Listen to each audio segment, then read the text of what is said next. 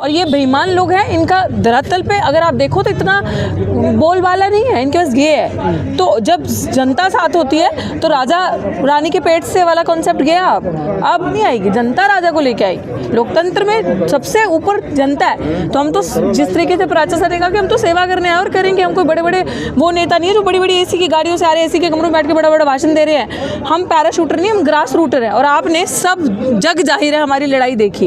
हम 229 दिन से लड़ाई लड़ रहे हैं दिल्ली विश्वविद्यालय में, और अन्य आंदोलन हमने ज़मीन पे धरातल पे वार के जंग के मैदान में आगे रहकर किए। बड़ी बड़ी पार्टियों की बात कर लो, मैं मानती हूँ कि पार्टी की एक लहर होती है जिसमें गधा भी कुर्सी पे बैठ जाता है, जैसे बैठा ही हुआ है, तो एक पार्टी की लहर भी होती है।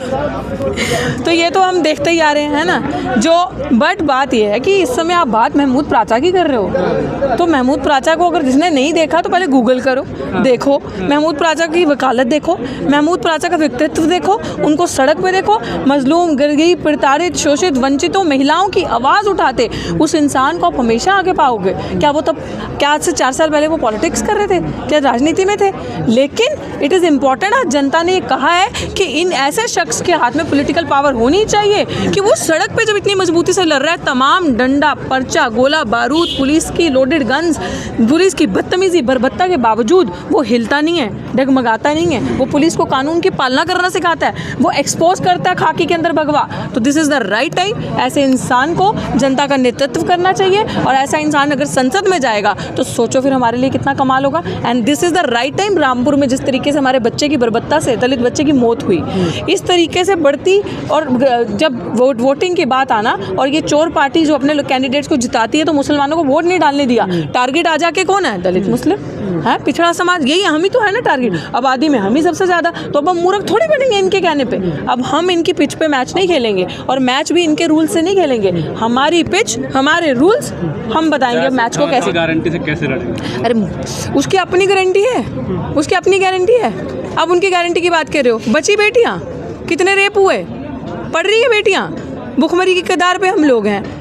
पैसा, युवा बेरोजगार है। इस देश का विश्व गुरु बनाने की बात करते हो, विकसित भारत। रियलिटी तो ये है कि देश में 24 घंटे बच्चे भूखे रहते हैं, खाना तक खाने को नहीं है। ये बड़ी बड़ी बात करेंगे भैया। ये देखो इनके चेहरे देख लो, धूप मिट्टी में क्या हो रखे हमारे चेहरे। मोदी जी के चेहरे एकदम चमकते।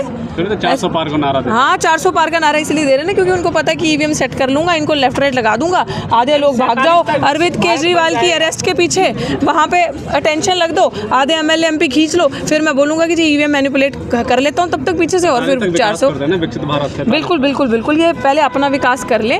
और मुझे लग रहा है इनको कोई दूर पहाड़ पे कुछ देखना चाहिए, पीसफुल स्पेस, और जाके अब उसमें ध्यान में बैठना चाहिए, मेडिटेशन करना चाहिए, तभी बर्बाद होने से भारत बचेगा। वरना ये बंदा तो भारत को बिल्कुल क्योंकि ये लोग तो तोड़ना ही चाहते हैं ना, भारत के अगेंस्ट ख़त्म करना चाहते हैं। और जब तक ये लोग रहेंगे, ना बेटी सुरक्षित रहेगी, ना बहन, ना बच्चे, ना युवा, और भुखमरी तो आपको पता ही है, किसी के पेट में रोटी भी नहीं रहेगी। 4 जातियाँ बस, महिलाएं क्या, मजदूर है, गरीब, 3 जाति बताते। तो फिर मोदी जी कैसे बताते हैं मैं ओबीसी हूँ?